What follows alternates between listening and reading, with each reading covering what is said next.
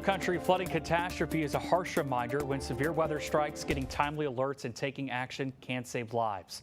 But in rural areas or during power outages, staying connected isn't guaranteed. That's why, as Victor Jacobo reports, experts recommend keeping a weather radio on hand.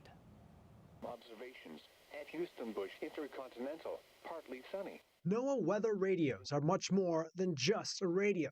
These devices are tuned to a continuous feed of information from the National Weather Service, sharing forecasts and warnings.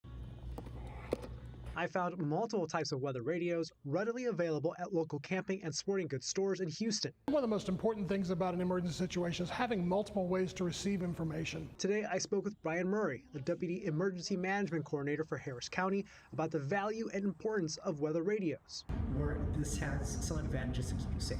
So where it really comes in handy is those situations where we lose power. While it's too early to tell what exact tools the victims in the Hill Country had at their disposal, Murray says the radios can play a critical role year-round in different weather emergencies, especially when information on phones or computers is not easily accessible, like in a power outage or if you're in a remote location. After the derecho and after Beryl last year, we had some areas where the cell phone towers, even though they have backup generators, they don't last forever necessarily.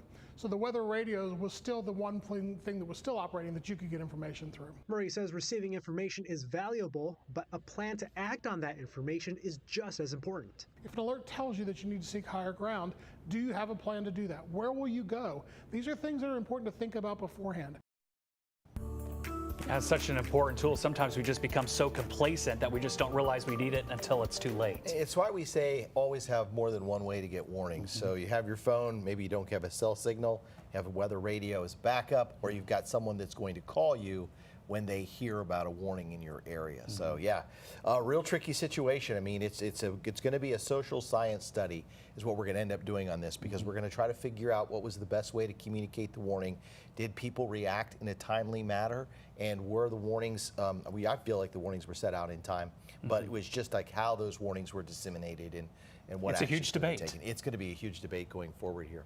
All right, let's talk about radar.